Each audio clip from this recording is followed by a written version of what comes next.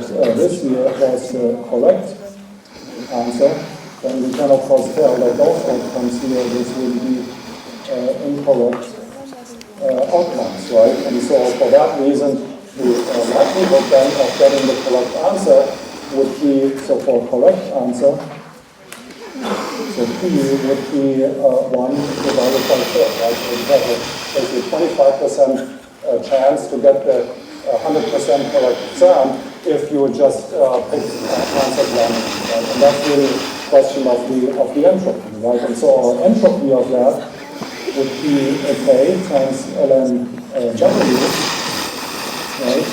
And so this would be proportional to ln 1, right? Whereas for the incorrect answer, this would be K times ln 3, that would be for the incorrect answers, right? So we see that the entropy for the incorrect answer is much, much higher than the entropy for the correct answers. And so you see, in terms of the physical concepts behind this, where this is going.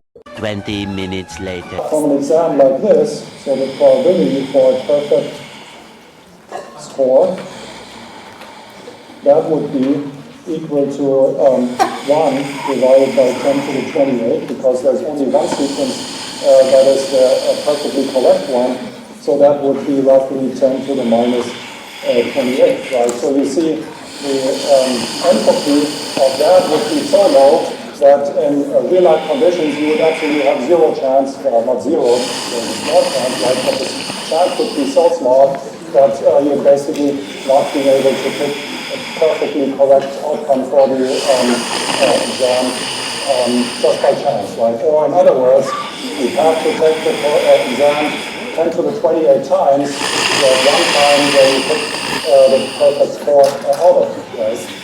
And so that's really nothing else than the statistical concept of entropy, right? Except we are dealing with the exam questions here. We are dealing with molecules in physical chemistry, right? But the concepts are really exactly the same, okay? Any questions so far? All right, so let's practice this. There must be questions, and everyone's laughing, right? What are the questions? No? Yes. Could you repeat that? Can I repeat that? Just what you were just saying about the B to the C and... Are you putting my leg, or is that a real question? What? Are you putting my leg, or is that a real question? Do you want me to go over the whole slide again? You know, I'll just look over them later. Me later, okay? Okay. I don't want to discourage questions, right?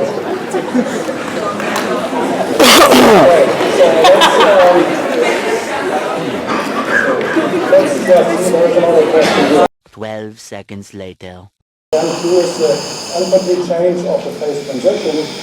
T is the temperature at which the phase change takes place.